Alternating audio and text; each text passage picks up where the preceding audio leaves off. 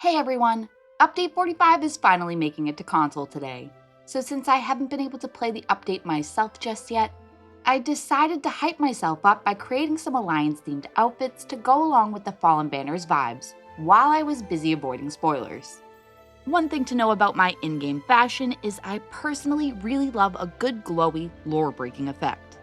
Having said that, I'll be challenging myself to design one outfit without all the skins and glow, plus one true to my own style character for each alliance. I'm also going to try to use as few duplicate styles and collectibles across the 6 looks as possible, with a good balance of crown store and earned items, and all the details of each outfit will be included. First, we will ride for the Queen, with lots of Dominion yellow and gold. In my challenge to explore simplicity and styling without the glow, I decided to stay true to the Alliance with a bow-wielding Khajiit. And when I think Khajiit, I picture an assassin. I like to match the character's mount and pets when I pick out a look. So for the first Dominion mount, we are using an armored Ayleid bear mount and the earnable Dominion Breton Terrier pet. She's got an ancestral heavy helmet with a backup mask and hood on standby for those stealthy moments, and this fancy Dominion circlet under her hat. This Khajiit is a vampire, so I used Darlock's golden eyes to cover up her bloodthirst, and there are 6 different styles used in her outfit, with a slight emphasis on Welkinar and Ancestral High Elf.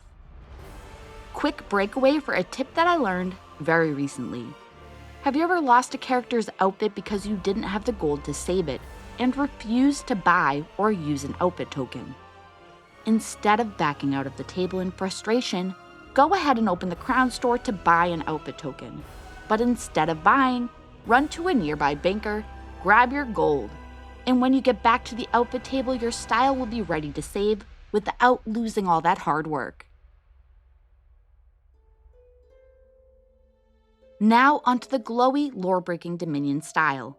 On a high elf naturally, so she has a yellow glowing staff to match her meridian purified skin.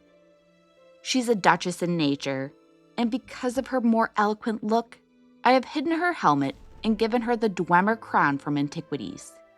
While the Dominion is yellow, there's a decent amount of Ayleid blue in this look, making the Sun-Forged patina dye perfect for the outfit with its color transition, and only one other color, Evermore Gold, was used in the entire outfit.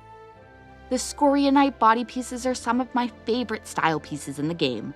They're great at showing off the skin and body markings underneath, but this style does have more crown store items than some of the other looks.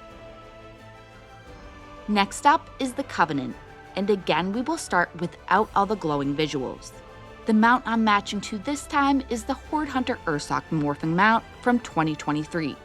And we are using the Covenant Terrier as our pet. Both of these collectibles match perfectly with the royal blue aesthetic of the Covenant.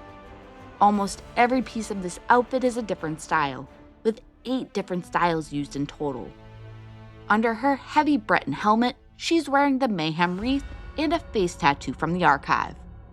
I knew straight away I wanted her to use the big Daggerfall shield for obvious reasons, and the Telvanni Magister personality mixed with the royal blue tones really pulls the serious military look together. And now for a lore-breaking Covenant style, using lots of blue glow, with the Galvanic Stormsteed Radiant Apex mount, the Cold Harbor Ocular Observer pet, and the Dromothra skin you can earn from trials. The ripped blue fabric on the horse felt like a great fit for a battle-worn fighter. And if all this glow wasn't enough, she's also got the Sigic shock gauntlets and a Marsalok staff for a little more of that deep blue. This character got the good old Lucky Ghost treatment, with the blacked out Hollowjack hood using the Void Pitch dye from Batishron, and every piece of the outfit is from a different style.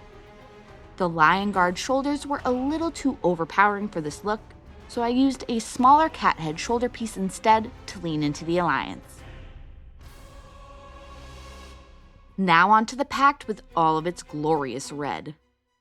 Even with a dialed back look, the red dye you can earn from completing the Flames of Ambition dungeons on Veteran really just pops.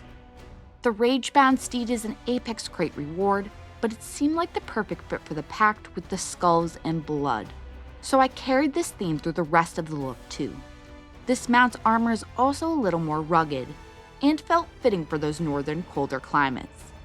Like the other more neutral looks, I went with the earnable Pact Breton Terrier pet as the sidekick. And aside from the mount, the only other Crown Store items in this look are under her helmet. And now for the glowy, lore-breaking Pact style. It obviously isn't a fashion showcase without the Baron Zodris monster helmet. The trouble with this helmet, well, aside from its price tag, is the way that it so oddly rests on your shoulders. So we have added in some huge shoulder pieces to cover it up. I'm using an Argonian, and this dungeon skin really sticks the landing on an Argonian character, but I'm not a fan of the eyes built into the skin, so I've overwritten them with the deeper red spider kith eyes instead. Every piece of this outfit is from a different style, with the daggers coming out of crown crates, but the rest being earnable in-game. Everyone knows fashion is the true endgame, and I've received quite a few comments asking what certain characters were wearing, so I hope you've enjoyed this ESO fashion video. Maybe I'll do some more of these in the future? I hope everyone on PC is enjoying the new dungeons. I'm really looking forward to them. And as we roll into April, we have tons of stuff to celebrate, with Jester's Fest, the anniversary event, and ESO Direct all coming up fast.